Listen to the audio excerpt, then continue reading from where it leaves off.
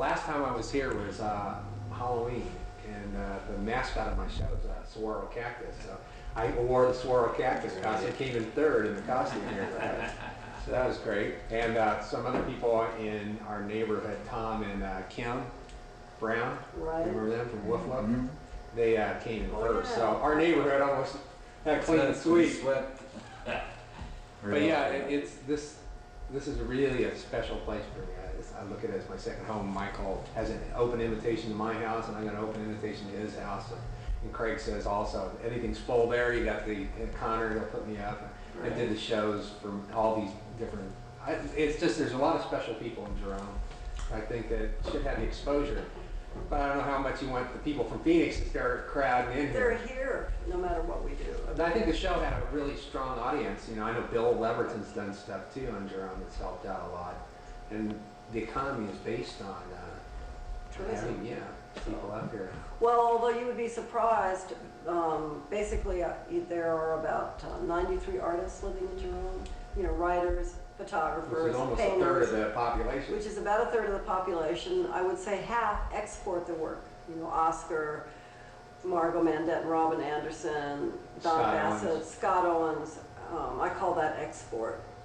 My business is an export business, basically public relations, advertising, publishing. My stuff goes out. And I would say it's about 40% export, 40% tourism, and 20% other businesses that aid the local people, whether it's carpenters and builders or hairdressers. You work with all of it? That's what this community is, 100% of the population. But there's not even a hair salon up here. Yeah, there is. Oh, really? Mountain Hair. Okay. Right on Main Street. So, you know, we have some services. But they don't support a 24-hour market? No, that's been tried a couple times. You know. I'm surprised that doesn't work. When the sun goes down, everybody leaves except for the people who live here. The convenience of having something up here where they don't have to drive to Clarkdale or Cottonwood. Well, but then you find that you've forgotten, or that you have to go to the valley anyway, so while you're there, you might as well stop at the big store and get everything. And the local stores couldn't compete. So you guys prepare for maybe a week up here and just buy as much as you want? No, basically you run down every couple of days is what ends up happening. Right. Unless you really set yourself for a siege. I mean, but we are talking 250,000 tourists here in this town. That's a lot of business. Yeah, it is. So we'll get into conversation, and at a certain time I'll look over at the camera and I'll say, well, welcome to Offbeat. We're having a conversation recording right with now. Diane Rapaport and Walter Rapaport from Jerome. But I'll do it again because yeah, it's recording right now. I know, I'm aware, but what shot are you on? I'm at the wide shot? Yeah. Okay. Well, we'll just start a conversation, and I'll do that, look over, and then from that point, when we actually get into, when I introduce the show, then you can start, when I ask a question and Diane's talking or Walter, then you can go in on a tighter shot of them. And at times just vary the shot, make it, so we can edit in and out. It means we can all pause. If I ask a question, pause, and he can actually work with the shot. Great. Who watches this show? Just for my own. Well, right now we're on Dimension Cable, and there's 400,000 homes that are hooked up to that. Can receive but who watches it from your own? Is it musicians? Is it? I have 3 different shows. My Backstage Pass is a comedy show, and so that's a whole different audience. Offbeat are people, musicians, and people like to watch documentaries. Great. So we can talk as though I'm talking to musicians. Yes, definitely, especially for this particular show. And this will air for 4 individual weeks. Okay, great. So if somebody says, hey, you forgot to watch, or you should watch the show because it's dedicated to musicians. And the marketing, the musicians are so bad. Well, just don't know what they're doing. I'm surprised that they don't know about this book. We could set it up so that I could literally, between Walter and I, teach we could literally give some of those things that I do all the time about how you market and what you do and what you're supposed to have. If I do another event, what I wanted to do is have a seminar with it, like the Arizona Entertainment Awards. They had this, what was it called? They did the Arizona Music Conference, which is the biggest fiasco in the world. I participated in that. I mean, and I couldn't believe it. I was really shocked. Well, He had- I knew it right away because the guy came up to me months before it was to happen. He comes up to me, well, I'm going to produce this music event that's going to blow away South by Southwest. Yeah, I said, well- oh, really? What have you done in the past? Well, he hadn't done anything in the past. He said, I've already got 2 big sponsors. I said, oh, really? Who are they? He said, BMI and ASCAP. And I said, oh, do you have Pepsi and Coke too? You know, it's like, give me a break. You won't have those 2 sponsoring the same event.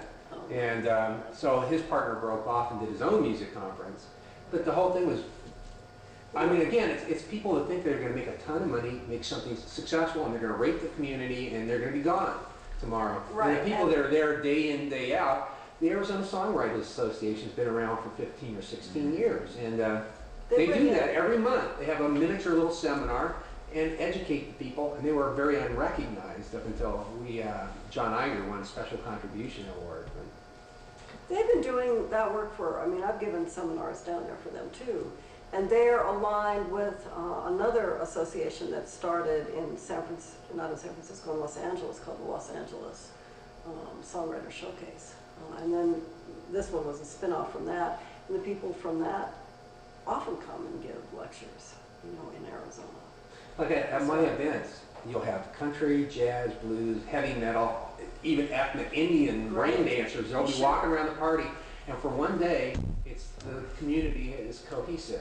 And then after that, everybody's into their own little thing at the expense of everybody else. Instead of thinking that they're going to make something more, they think that they're taking something away. It's a very strange phenomenon because what you really want is people to feel like they're going to contribute to the community. And instead of raping the community, let's make a killing on the music business. Well, But that's all it would take. And you know, Let's Phoenix wait. is a good example that if they had that type of cohesion where they work together, they can blow away almost every community in the country because in every community they don't have that. A couple of them do, like in Seattle. There's the NAMA Awards. I know the person that puts that on. And the whole community, look how successful Seattle has been in because they're behind the arts and entertainment. having a regional music. And Bay Area Music Awards. Florida has a significant award ceremony. Right, but see, the Bay Area Music Awards, we were around when that started too, centered around a magazine. You know, New Times is really not that kind of a magazine. They don't even support, particularly. they won't even acknowledge what we're doing. Uh, In 8 years, you know, Right. I've got maybe 2 little sentences in program notes. You had a significant music scene in which all of the major groups would participate on some level or another to help. Even the Nationals, right? Even the Nationals, yeah, you bet. You know, Jerry Garcia from the Dead was always playing the clubs with some of these splinter bluegrass bands, and you know. You ever know a guy named Larry Laser Murphy? No. No. Who was he? He's just, he hangs around the Dead a lot. He's a guitar player. His dad was I think a guitar player, could be a horn player. He'd been around forever. That knew the Dead very well. And in fact, they called him the night that, which was Steve, Bill. was, who died? Not Bill Graham, I mean, we were talking Big about. Gun? One, yeah, the guy in the Dead. That, was he an overdose or? Wow. whatever. Way back Way when. back. No, it wasn't that No, long ago. recent. We're 2 or 3 years ago. Right. And he was good friends with Stanley Mouse. Mouse, and Stanley came down with an entourage of people. Right. Very flamboyant individual. At least, you know, I mean, he gave me a poster, in fact, from Country Joe and the Fish at the Fillmore. I have some of those old posters still hanging out. So you lived in San Francisco. Were you around at the beginning when Bill Graham was renting the Miller Fillmore Auditorium and putting on those concerts? Yeah, that was when I first was introduced to him. In fact, I can remember the very first day I walked in upstairs up to the Fillmore, you know, all dark with a basketball, you know, there was a basketball court set up on the floor where people danced. And it was typical of those scenes in those days that there would always be a basketball game before the event, and Bill and some of the bands would play basketball. That was, you know, typical. And you'd always find him, you know, picking up trash. And I remember walking in, it was really dark, it was early in the morning, it was 11 o'clock. And to get to his office, he walked through another little room that was set up for food, you know, when the concerts were going on. And there was this grown man crying, weeping at a table, just weeping. You know, I didn't know who he was. It was the first time I'd ever met Bill Graham. Go into his office, which was a very small office in the back of that room, shake the man's hand. I can't keep my mouth shut. I never could keep my mouth shut. So after a few minutes of, conversation, it was, who is that guy crying? Why is he crying out there? Well, come to find out, it was John Walker, manager of The Beautiful Day, right? And Bill went off into a tirade.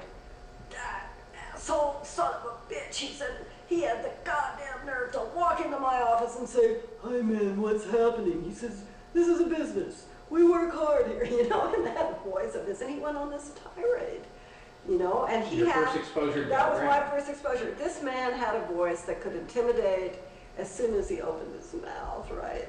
I'm going, wow, this is far out. And you were coming in there to ask for a job, or you were already hired? No, this was a prelude to, I had a band that was in Mexico. And I was making the scene, meeting people. I mean, you talk about, even now, the music scene is pretty open. You can walk into somebody's office. It was really not very hard to make connections, right? And I was making the rounds to see whether there was a place for my band, which there wasn't, from Mexico. Never dreaming that I would have a job within, the year working for him. But that was my first introduction. And then within days, went to a huge concert. Couldn't believe it. It was the airplane, with the kids, babies lying in front of the speakers, right? And this wild scene, just wild scene. This is 68, right? And then I came up from Mexico, started to live in San Francisco, started to manage some acoustic bands that were in my area. But how long had the concerts been going on? How long? Oh, a couple of years at that So he had point. started a couple of years before. Right, a couple of years before. He had organized a mime troupe, even before that. He was a promoter. Before that, he was a time and motion, was kind of an upper management guy who did time and, what do they call those kind of studies that you do for? Efficiency studies. And then got pulled into this rather bizarre. And how long were you there in San Francisco working in that capacity? 7, 8 years for him. So you worked around the biggest names in the business. Yeah, it was really fun. And Walter too. Walter was... You were doing live audio, right? He was road manager for a band called Lamb. And Lamb opened for people that were really big names because they were a Fillmore group, and so we were part of all that scene. It was great. Those were those days. And then Walter did sound for people like Procol Harum. So it was more than just, you had this one job and you were involved in all of it at that time. It was fun. It was a lot of fun. So what brought you to Jerome? We fell in love with Jerome. We did. We literally came, Absolutely true. found our friend who had been in the banking business at that time. She moved to Jerome. She did something which we call becoming voluntarily poor. I mean, this is a phrase that friends of the Whole Earth catalog people began to put out as something that people needed to do. We needed to learn to not live so high off the hog. And Was there great money when you worked for Bill Graham? It was probably a constant party. it was a constant party. You It hang was around with never- Ken Kesey and Osley and all the... Right. I hung out with Neil Cassidy and San Miguel Allende at that time. I mean, there was that whole circle of people. Stuart Brand. those Et names are cetera. going over. Who are they? Were they? Stuart Brand was the guy who started the Whole Earth catalog and put out a magazine called The Whole Earth. Right, I've I seen mean, those. you've seen those. I still have them up there. And most of the people that worked on this magazine that I worked with then went and worked for him on his magazine. So there was a very close network of people. And we all believed in being voluntarily poor, in sharing information pretty freely among us, and having a community of small businesses, in, even musician community, which we grew up in a community of. Very supportive, very pleasant, very uncutthroat, especially on the level at which we operated. And we had no idea how fortunate we really were. There we were in the studios, on the stages, moving the equipment around, doing the stuff, and it just sort of was everyday life. It wasn't anything special. Some days you were in the audience and some days you were on the stage. Very little of the sharp delineation that you see today. And, you know, if I have a beef with today, it's as though musicians and even the audience doesn't realize that there are two separate realities. There's the reality of what we call big business in the entertainment industry, which pretty much promotes only one or two kinds of music. And then there's the rest of the industry, which are all those musicians playing all those small clubs and all those genres of music that are too often ignored by the major labels. You know, we could be talking about blues, or we could be talking about, you know, flute music, or we could be talking about cowboy music, or just regular top 40, not original bands, but right, those bands that make their living just doing the bars and acting like a live jukebox. Right, and those musicians need more than almost anyone to understand that they need to make a living at their art by learning what we call the tools of business.